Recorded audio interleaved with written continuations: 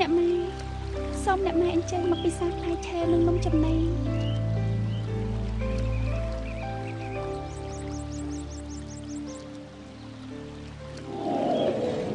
កុមារីកូនមានម្ដាយអ្នកម៉ែនាំភ័ព្វសំណាងមកឲ្យកូនហើយសំណាងអីទេអ្នកម៉ែបាទរាល់ថ្ងៃនេះកូនរស់រងទុក្ខវេទនាយ៉ាងនេះថ្ងៃស្អែកនេះកូនគង់តែដឹងទេអ្នកម៉ែអ្នកម៉ែអ្នកម៉ែអ្នកម៉ែអ្នកម៉ែអញអត់មានទៅដល់ពីណាឃើញតែដើមមកលួសដែរមែនហើយណែមានណាអញឃើញតែបងដាហ្នឹងមកសំពះតែដើមមកលួសរាល់តែថ្ងៃអញនេះមនុស្សចង់តែចាប់កូនទុនសាយគាត់យកកាប់ស្លៀវវាឆ្ងាញ់មាត់ទៅ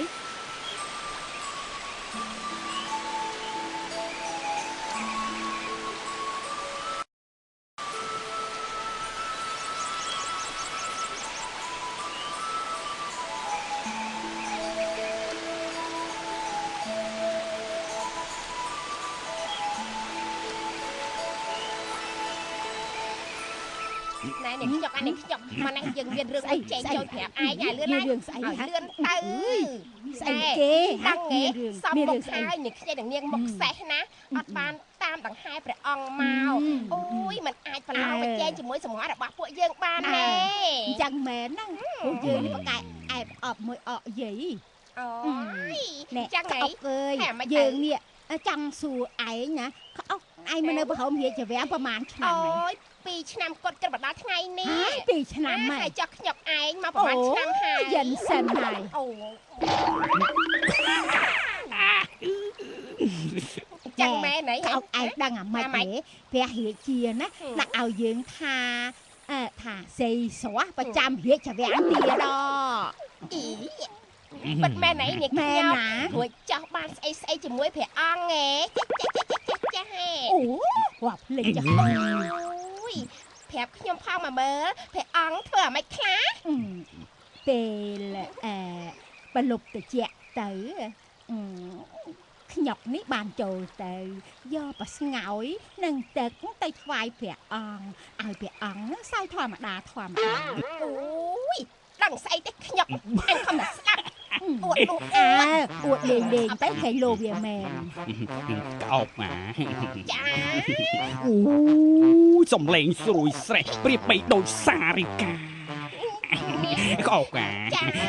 យប់នឹងមានទទួលទានដំណេកជាមួយអ្នកណាដែរទេស្អីលោកមហាថ្លឹកសួរគេចាំងអៀនតើហើយដឹងតែសួរស្អីក្អោបទេបើសិនជាសួរខ្ញក់វិញខ្ញក់នេះអាចប្រាប់បាននេះលោកមហាថ្លឹកចង់ឆេញមន់វត្តហ៎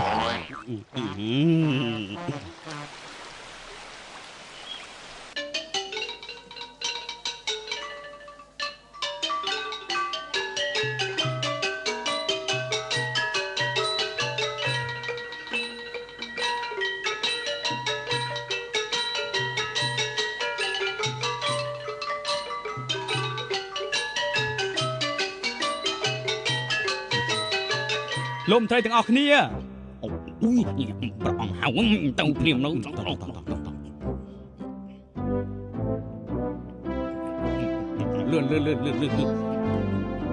សត្វមីអូយសត្វមីអូយមានច្រើនណាស់លោកហើយលោកសូមក្រាបថ្វាយបង្គំព្រះអង្គក៏ណាថ្លៃវិសេសអូយដើមពោមាននេះស្អាតណាស់ព្រះអង្គក្រាបទូលណាដើមពោស្អីដើមរលួសមាសភ្នែកដូចភ្នែកពោវែងបែរជាមើលដើមរលួសថាដើមពោទៅវិញពិតហើយព្រះអង្គរលួសពិតមែនគួរតែបេះស្លឹកវាយកទៅព្រះបរមរាជវាំងទៅក្រាបទូលយើងមិនអាចបេះផ្ដេសផ្ដាស់បានទេដើមរលួសមាសនេះពិតជាមានម្ចាស់ថែរក្សាលោកអញ្ញាជាវាំងកណាថ្លៃលោកមហាថ្លៃកណាថ្លៃផ្សេងលោកទៅសួររកម្ចាស់គេមើលទទួលបរិបញ្ជាក្រាបទូលហ៎ដល់ឯងចេះទឹកចូលភ្នែកអញខ្នងអញនេះច្បាប់ព្រាបដល់អូយ ណែជប់សិននោះសួរក្មេងមួយទឹកនោះទៅមើលតើគេស្គាល់នេះក៏អត់ណោះសួរមនុស្សចាស់ទូទាំងពេញភូមិគ្មាននរណាគេដឹងហើយចោះទៅសួរអីសួរអាក្មេងប៉ុណ្ណឹងវាដឹងស្អីវាណែលោកមន្ត្រីលោកឯងកំពុងតែមើលងាយកូនក្មេងហើយណាណាអាវ៉ាអើយអាវ៉ាអ៊ំសុំសួរបន្តិចបានទេក្មួយណាក្មួយទាំងអស់គ្នាមានស្គាល់ដើមរលួសមាសពីរដើមនៅក្រោមជ្រោះនោះតើជារបស់នរណាគេទៅក្មួយហ៎របស់បងមរណៈមេដាមិនហើយចុះនាងនៅណាទៅក្មួយគាត់ឃ្លៀនចូលព្រៃខាងណោឃើញទេពេលខ្លះណាក្មេងក៏វាគ្រាន់បើជាមនុស្សចាស់ដែរទៅជឿអីអាក្មេងប៉ុណ្ណឹង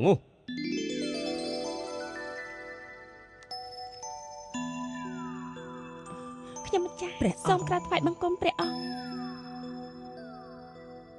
នាងគឺនាងមរណៈមេដាមែនទេព្រះពរខ្ញុំម្ចាស់បើសិនជាយើងសុំដើមរលួសមាសរបស់នាងទៅដាំនៅក្នុងរាជវាំងតើនាងយល់ព្រមទេណែក្មួយថ្វាយព្រះអង្គទៅក្មួយយ៉ាងម៉េចដែរនាងបើព្រះអង្គមានព្រះបន្ទូលបែបនេះទៅហើយខ្ញុំម្ចាស់មិនហ៊ានបដិសេធទេព្រះពរល្អណាស់ក្មួយយើងអរគុណនាងហើយលោកអង្គញាជាវាវាំងឆាប់នាំគ្នាទៅដកដើមរលួសមាសនោះទៅទទួលព្រះរាជបញ្ជាក្រាបទូលចុះខ្ញុំ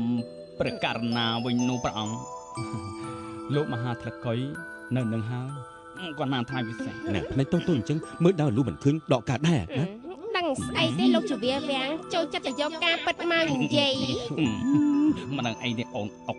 មិនកាន់ជើងបងទៅកាន់ជើងគេទៅកោតណា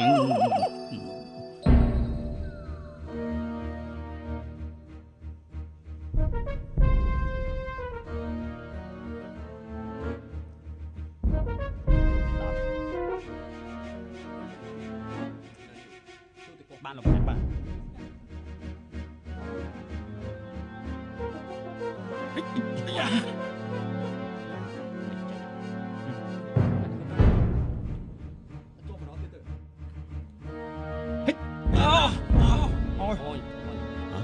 ណាទាំងអស់គ្នាចូលដកភ្លាមចូលដក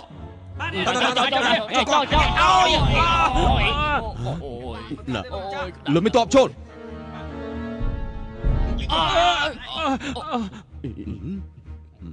មិនចេះខ្លាំងណាស់យោ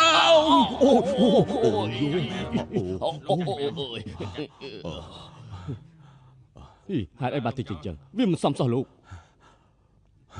ត្រូវទទួលព្រះអង្គបាទ